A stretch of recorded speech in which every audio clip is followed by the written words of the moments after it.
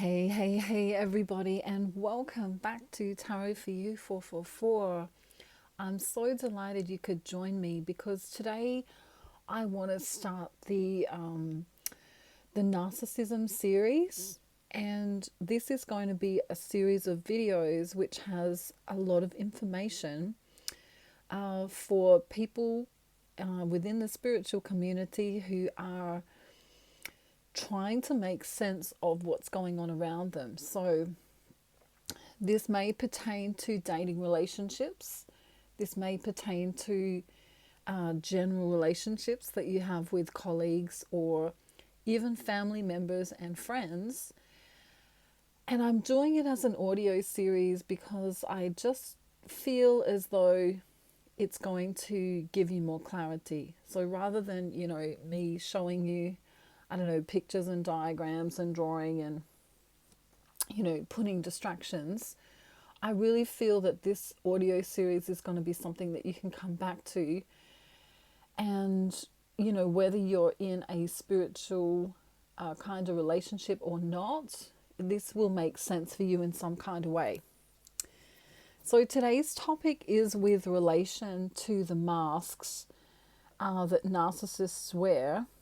And this is a really important topic because without understanding, exactly what's going on with a narcissist in general, you really can't understand the context of why they behave the way they do. So I'm kind of using this as an introduction to the series, and I'm going to start by saying that there are 4 masks. So let's get right into it, okay? Let's not beat around the bush. Let's not, I don't know, what else could we say? Let's not dangle the carrot for any longer than we need to. Let's just get straight into it so that you can understand if you're dealing with someone who may be a narcissist in your life. Knowing these four masks that could potentially be occurring for you will be really helpful so that you can understand some of their behaviors. So the basic premise of this is that I want to say that most narcissists and even psychopaths, if we want to go a little step further, have this sense of grandiosity. Okay, so they believe that they are better than everyone else. They also believe that they are right 99.99999% of the time. And they will also utilize the person they are using in a way that makes sense for them. So when I say in a way that makes sense for them, I mean that if you are a person who can give them a resource of some kind, like your time or your money or your body or your intellectualism, etc., then they will come to you to get their narcissistic supply. So the 4 masks that narcissists wear will actually be quite shocking to many of you when you hear this. And I'm going to start with the first one. The first one's really obvious because I've just mentioned the term grandiosity. And grandiosity is when someone believes that they are kind of like a god. So what happens with this terminology is that if they are a god in their own mind, or if they have some kind of divine, amazing thing that they can do, maybe even in a spiritual sense, then everyone else around them should bow down to their needs. Okay, so you would become, as the narcissist's little player in the game, you would become the worshipper of the divine God. So if you step out of line in any way, shape or form that doesn't conform to this divinity, then you would be punished. Okay, and narcissistic punishments can be a myriad of things. So you might find that the narcissist may gaslight you, or the narcissist in this case may ghost you, or the narcissist may punish you by, I don't know, that exciting party that you were going to go to next month for your work show. Maybe they just, they never show up, or they let you down in some kind of way. Because if they are God, then they have the right to punish you as though they were God. Okay? So this is what occurs with the divine God sense of narcissism. This is a mask that they wear. Okay? Which means they've created a snapshot of themselves that says they can do no wrong. And if they do wrong by societal standards, then what happens is they've got an excuse. I was doing it for the good of the company. I was doing it for the good of humanity. I was doing it for the good of, the people who rely upon me underneath me, or you know what I mean? So there's this grandiosity that comes forth, and it comes forth in all of these masks, but the divine God is the most obvious one, because the grandiosity is really marked, and the grandiosity is also really solid. So it wouldn't matter what you said, their take on whatever has occurred, let's say you got into an argument with them, is that you need to just do as you are told because they know better. Okay? Just like God knows better. All right? So that's the first mask I'm talking about today. The next mask is the father mask. And I want to say father mask instead of mother mask. We can flip it for gender. But for the purposes of this video, I'm just going to entertain the idea where we say the father. Okay. So in this example, if the narcissist believes that they are the father figure or the parental figure within the relationship, what's going to occur is that if you come outside of their snapshot of, the daughter or the son in the, whatever, that's the part you're playing in their mind, then they will treat you accordingly. So if you behave in a bratty way, they may ignore you, let's say. Or if you behave in a way that is defiant against their wishes, they may raise their voice at you. Or if you behave in a way that they believe is immature, then they might put you in timeout. And this could include ghosting you or blocking you, or perhaps even just ignoring you for a time so that you #learn your lesson. Okay, so in their mind, with the grandiosity that is them, they believe that they need to teach you a lesson of some kind. So in the case of dating, everything may have gone along swimmingly well, and you might say to your, let's say it's your boyfriend,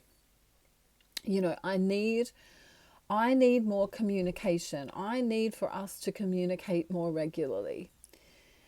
Now, as the parental figure who believes that they have, other jobs to do, such as, I'm busy at work, or I'm busy, taking care of the dog, or I'm busy, with X, Y, Z, they might believe that your request is too much for them.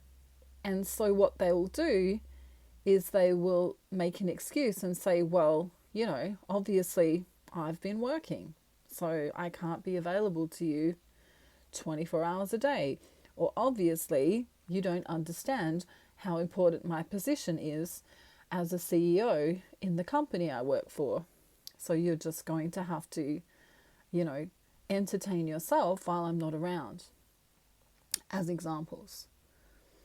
So the snapshot they have of you here when they're wearing this parental mask is that you must conform. You are the child and you have childlike behaviors, even if you're a grown adult. Okay, so this is what's going on when we're talking about the mask of the, mummy or daddy figure. Someone has to be the child and someone has to be the parent. And in this case, they take on the grandiose view that they are the parent and they know what's best for you. So if they tell you not to do something and you don't comply, they may punish you. They may ignore you. They may gaslight you. They may withhold sex from you.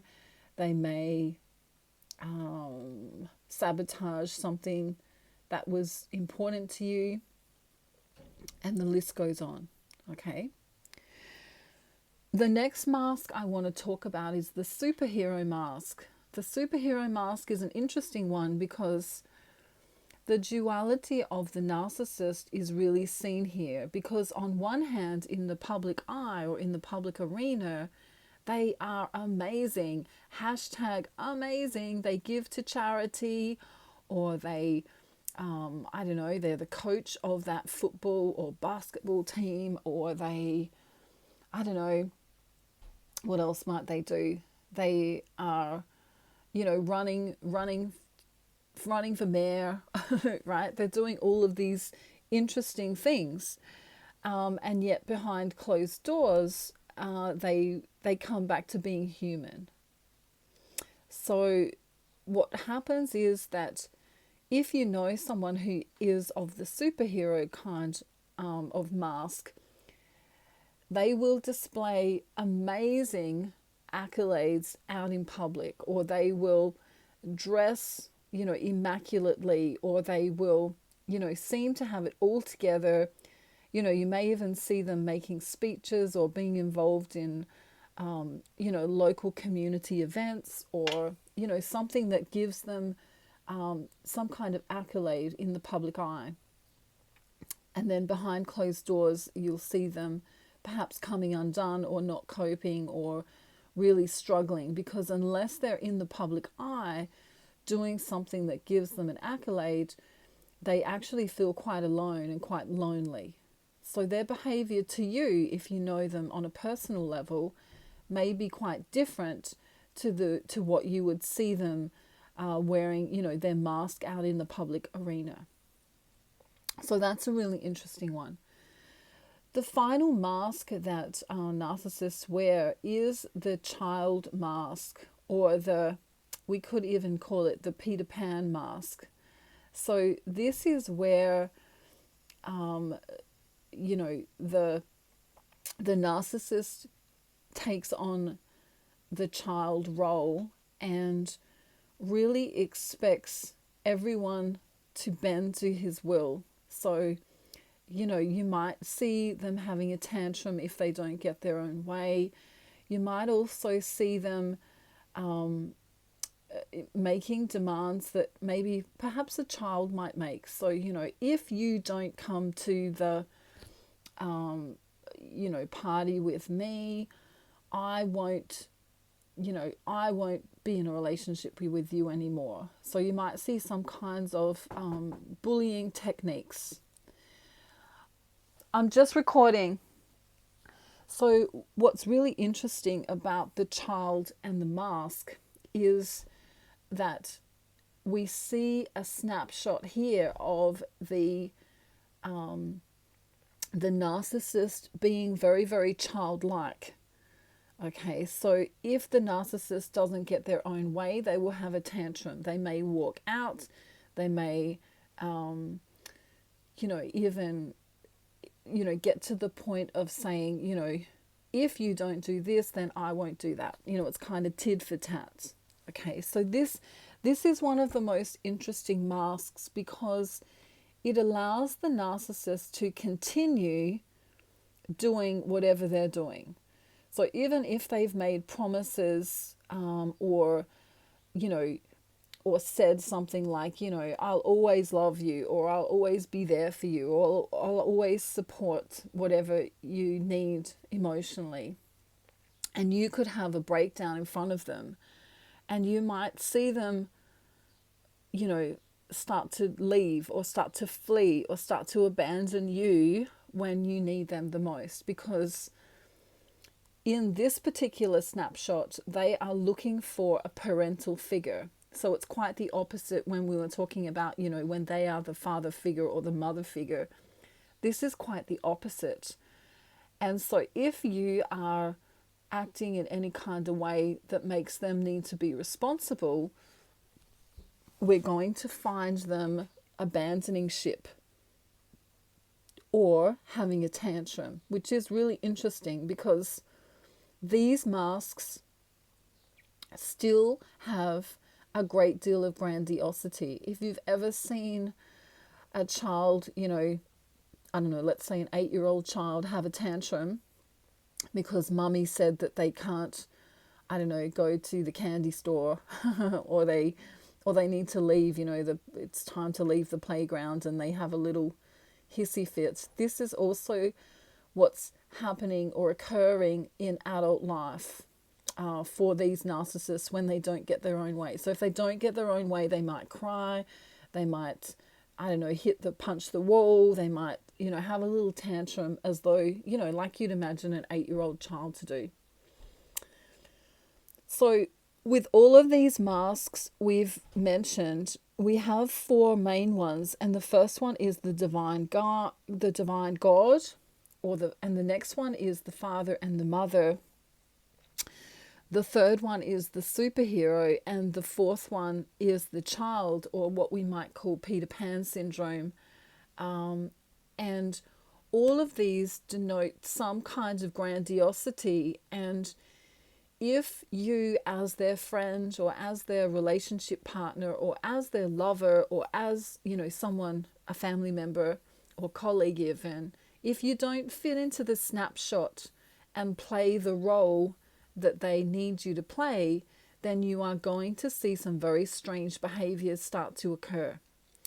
So we'll go back to the divine God just for a moment. The divine God needs you to be their worshipper. They need you to tell them they're amazing. They need you to be on board with whatever they do. And if you don't, you are going to see them, calm down on you. Whether it depends which God they are. Are they an evil, spiteful God, or are they an understanding, warm, forgiving God? It depends on the person. So that's the kind of behaviors you'll see them, dictate towards you. They may yell at you. They may create havoc in your life. They may cause drama for you. They may tell you that they understand, but still try and make you change. In the case of the father figure, if you do the wrong thing, they may ghost you. They may gaslight you. They may put their foot down and be controlling with you.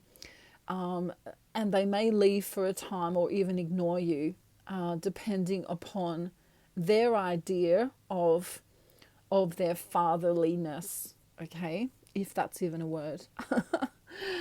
So the superhero needs you to be on board with all of the things they want to do in their public life. If they want to get an accolade for this, or they want to give charity there, or they want to be in that local newspaper, you need to be on board and help them within that snapshot. So you kind of need to be like Lois Lane with Superman, completely understanding and on board and there emotionally for, Superman, let's say in this case.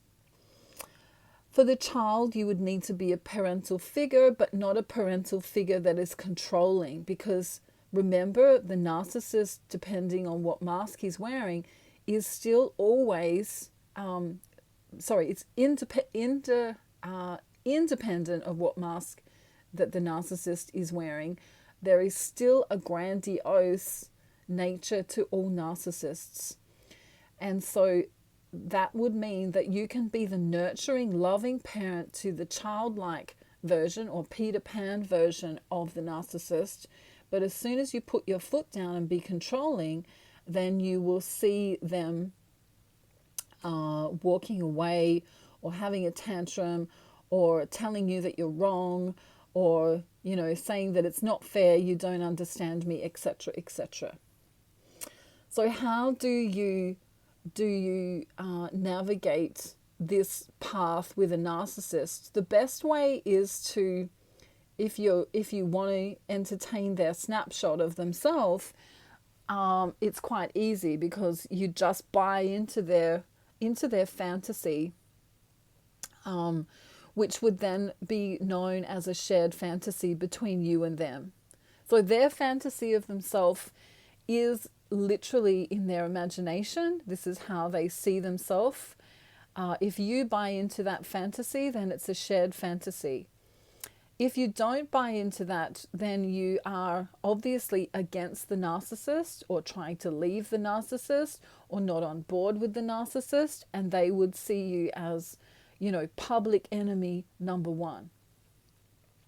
So it's quite easily to make a narcissist come undone. You can, ruin their snapshot by saying, well, in the case of the father, if we go to that example, you might say something like, well, I disagree with your, policy on that particular subject, and where's your proof that that would even work in the case of a work scenario? Or, how do you know what's best for me? It's not like you're my father, right? So you would be questioning their fantasy of what's really going on. And when you do that, obviously you are negating or disallowing or denying their narcissistic supply, and so they cannot continue being in the relationship with you. So it's not just a matter of calling the narcissist out for these fantastical behaviors and these mask-wearing behaviors. It's also a matter of not buying into their fantasy. Okay, if you wanted to be on board with a narcissist for whatever reason, then you would buy into their shared fantasy. But if you wanted to disconnect or not be around the narcissist or leave a narcissist, you would need to completely, negate what their fantasy is, or their snapshot is of you and them in a relationship. If they are the divine God, you would either need to be their worshipper or deny the worship. If they are being the father or the mother figure, you would have to either agree to being the childlike figure or deny that. If they are being the superhero, you would have to believe in them and kind of worship the ground that they walked on, very similar to the divine mask, or you would have to deny that. When they are in the childlike mask or the Peter Pan mask, you would either need to be a parental figure that's nurturing and loving and on board with everything they do, being supportive, or you would need to negate that and disagree with them over a period of time. So their fantasy can become a shared fantasy with you if you play the role, if you play the role in their little game. Okay, they don't necessarily know that they're doing this themselves. They create a snapshot of themselves because they're disconnected emotionally with themselves. And, this is also true of psychopaths. And when you interview narcissists and psychopaths, they literally have no real emotional connection to any of it. They just know that that's how they feel. In the case of the divine God, the argument for the narcissist might be, well, my wife stopped worshipping the grounds that I walk on, and, I expected her to, cook me a meal every evening, and she did not do it. And so, of course, I left her. Okay? In the case of the father figure, she was being a brat. He or she was being a brat all of the time. So how could I possibly, continue a friendship with someone like that? In the case of the superhero, I asked for their help, to get me, on the board of that particular you know, on board with that meeting, and they, you know, they were going to drive me there and they were going to tee it all up for me, and they didn't. So how could I ever speak to them again? In the case of the child, I wanted to go out partying and drinking with my friends, and, you know, my girlfriend said no. So, you know, F her, she can go and jump in the lake. Okay, so take gender how it resonates. I've simply used, I've used the narcissist as the male figure in this particular example, but of course we can swap it around and the genders can be opposite or coinciding. So we can have two females or two males, or a male and a female, or a female and a male. So it's not gender based. Anyway, I hope this gives you real insight into the 4 masks that narcissists wear. If you're dealing with a narcissist and you need help, I have counseling services available. Please check out my information in the description box. And I really hope this video helps you at this time, and you feel free to come back to it anytime you like. Have a beautiful day, night, afternoon, evening, or morning, wherever you are in the world. And hopefully I'll see you soon in my next video. Bye for now. Bye.